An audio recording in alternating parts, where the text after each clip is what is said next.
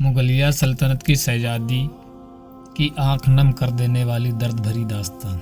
मुगल सल्तनत के इतिहास में कई शहजादियों ने अपनी बुद्धिमत्ता, कला, प्रेम और हिम्मत के लिए प्रसिद्धि पाई, लेकिन कुछ कहानियां ऐसी भी हैं जो दिल को गहरी चोट पहुंचाती हैं। ऐसी ही दर्द भरी दास्तान है शहजादी जैबुन्निसा की, जो मुगल बादशाह औरंगजेब की सबसे बड़ी बेटी थी। जैबुन्निसा न सिर्फ खूबसूरती में बेमिसाल थी, बल्कि उनकी शायरी, विद्वता और धार्मिक ज्ञान भी बेमिसाल था। वह फारसी की एक बेहतरीन शायरा थी और उनका तखल्लुक शायरी में इस्तेमाल होने वाला था नाम मख्फी था, जिसका मतलब होता है छुपी हुई। जैबुन्निसा का बचपन। जैबुन्निसा का जन्म 1638 ईस्वी में हुआ था और वह बचपन से ही बेहद समझदार और प्रतिभाशाली थी। उनके पिता औरंगजेब ने उनकी शिक्षा का विशेष ध्यान रखा। उन्हें फारसी, अरबी, इस्लामिक साहित्य और शास्त्रों का ज्ञान बचपन से ही दिया गया। शायरी और कला में उनकी गहरी रुचि थी और उन्होंने कई मशहूर कविताएं लिखी, लेकिन जिस मोहब्बत की तलाश में उन्हें थी वह उनकी ज़िंदगी में कभी पूरी नहीं हो सकी।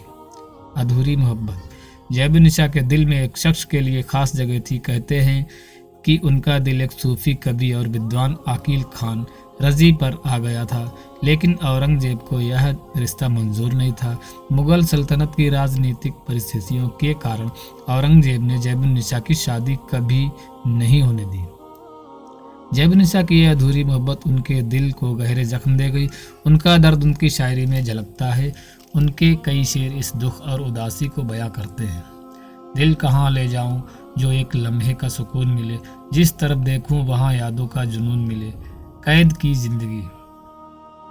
औरंगजेब एक सख्त शासक थे और उन्होंने अपनी बेटियों से भी कठोर व्यवहार किया। जब उन्हें लगा कि जैबुन्निसा की शायरी और उनकी विद्वता उनकी सत्ता के लिए खतरा बन सकती है, तो उन्होंने अपनी ही बेटी को सल्तनत की साजिश में शामिल मानकर कैद कर दिया।